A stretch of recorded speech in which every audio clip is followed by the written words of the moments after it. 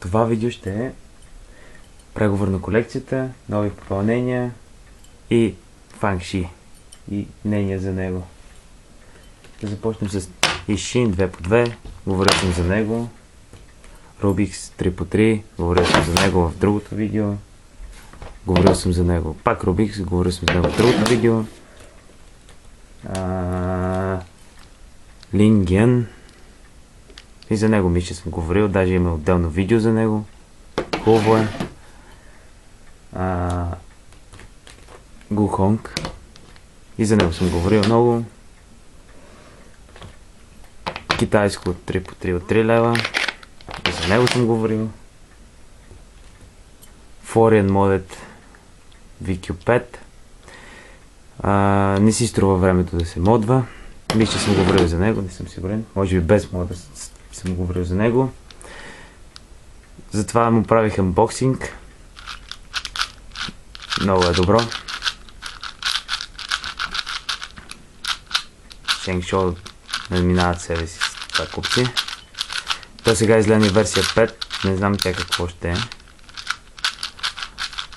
И все още чу защо Шенкшо не направят купче, което вече е модното. Затова съм говорил. VCube 7, говорил съм за него. Кое още?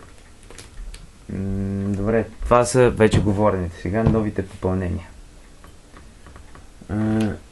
Shengshu Pyraminx. Предполагам, ако нямате, поне сте барали такова. Ако не сте и барали, купете си. Нито е трудно, е забавно. Лесно и забавно е да се солва пирамидса. Знам, че на Боби това му е една от любимите дисциплини. Даже любимата. И мисля, че Шенкшо в момента държат пазара за пирамиди.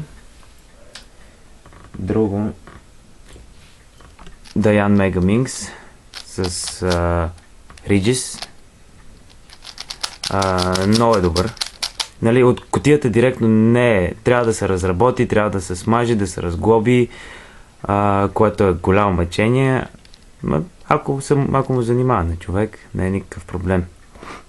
Но като казахме проблем, сивата страна е разхлабена точно колкото другите. Па се върти трудно, по-трудно. Тая е лесно, тая е лесно, тая е лесно, бялата е лесно и сивата се върти трудно. А тя остава последна и една от основните страни. Така че не знам дали при всеки е така или само мое нещо е прецакан, ама не мога да го оправя. Друго ново попълнение. Занчи. Стикерлес. Това е за един приятел. Моето е вече по-разработено. И за мен това е най-доброто купче. Конкретно стикерлес Занчи. Не знам защо от VCA не разрешават да се ползва за състезание, защото може да се види това. Не знам кой ще го използва. Това е според мен супер неефективно. Вместо да правя така и да погледна, да се стана така и после да довърша, това е тъпо като цяло. Magic. Нищо трудно няма в Magic.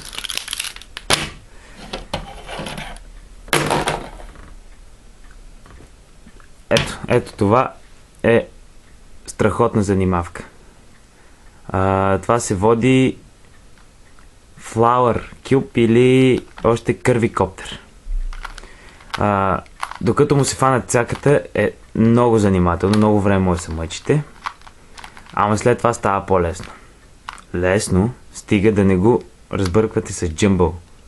Jumble е следното, това прехвърля орбитите и цялото купче може да се заключи и да можете да направите 3 движения и може да отнеме повече време да го върнете във формата на куп, отколкото да го редите след това. И докато намерите коя орбита къде трябва да иде и с какви движения. Забавно е много, трябва да си поиграе човек малко с едно такова да види.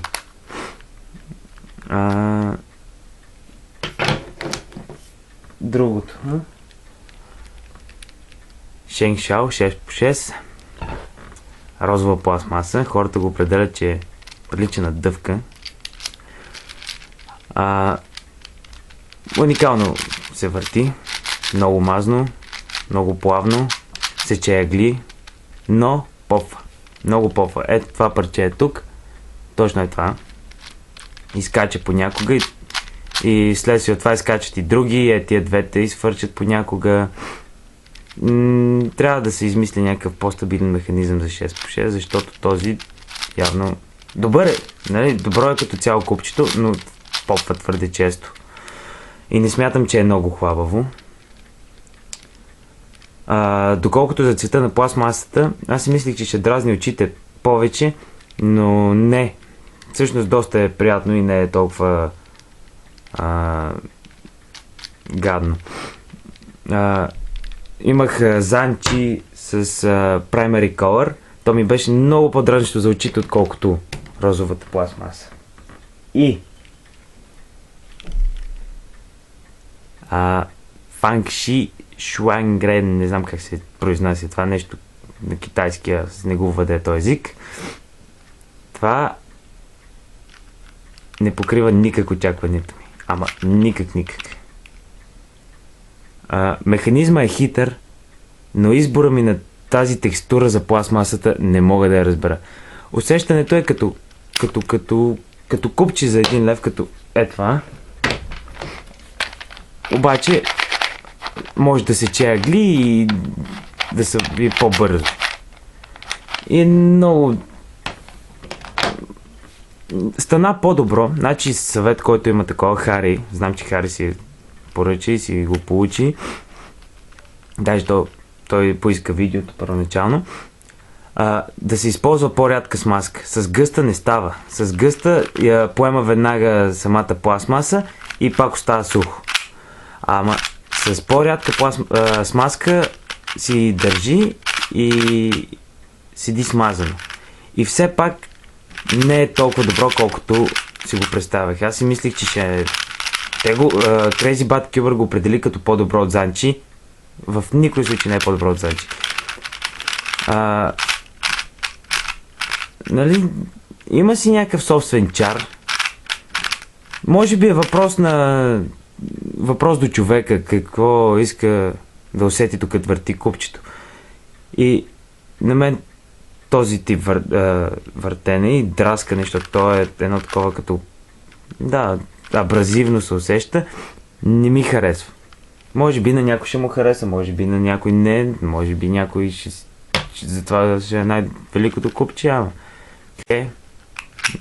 Аз съм го разхлабил сравнено. То беше още по-хлабаво, обаче има го и този проблем.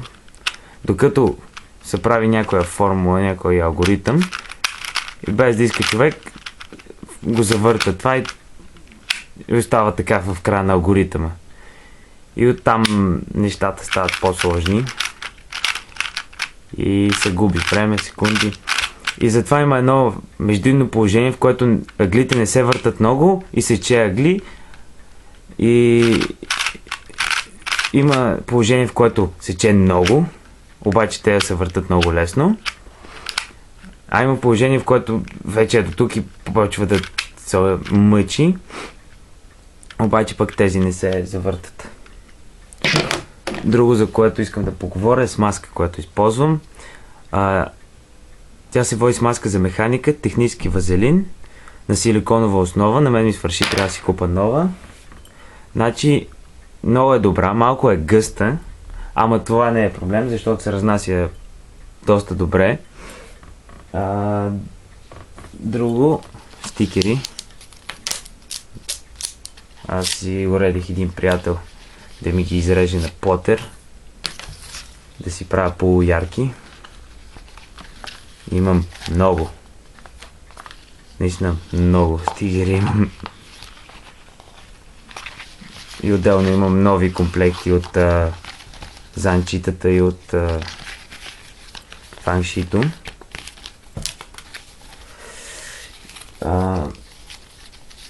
Но като цяло Фангшито не ми харесва.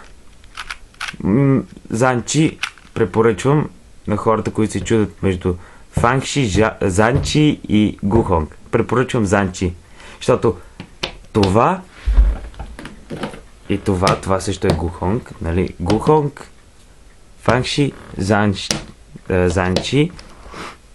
От тези трите само това покри очакванията си. Също другото, което покри очакванията, е това, Лингян. Но предполагам, че всичко е въпрос до човека, кой какво харесва, но това на мен лично въобще не ми харесва. Ако някой ден правим събиране, ще го донеса, ако някой иска да пипне, предполагам, че то до тогава вече има всякакви други нови модели. Вече за Мою гледах, някакво Мою, нещо Джингмин, не знам, което ревърс корнер къта му е под порядъка на толкова и не знам то как ще е. Има го в Hong Kong Now Store, ако някой се интересува да провери. Crazy Bad Cuber има видео. Но като цяло това е.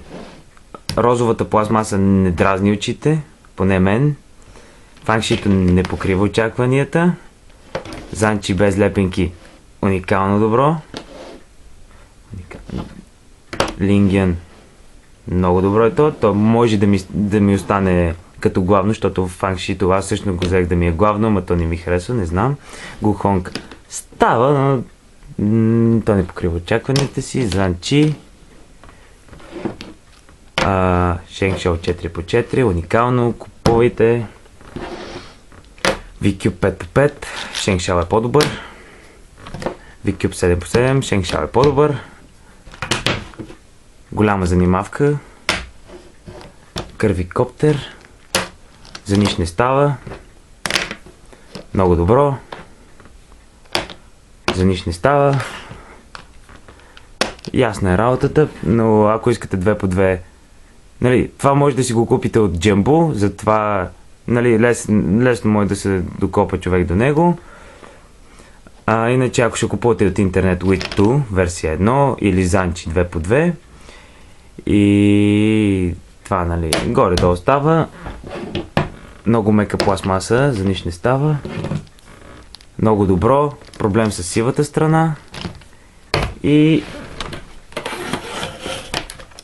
Magic, твърде лесно и почти не отнема време човек да се научи и да го прави.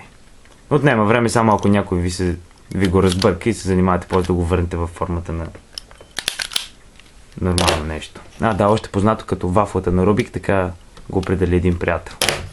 Довиждане, пишете във форма.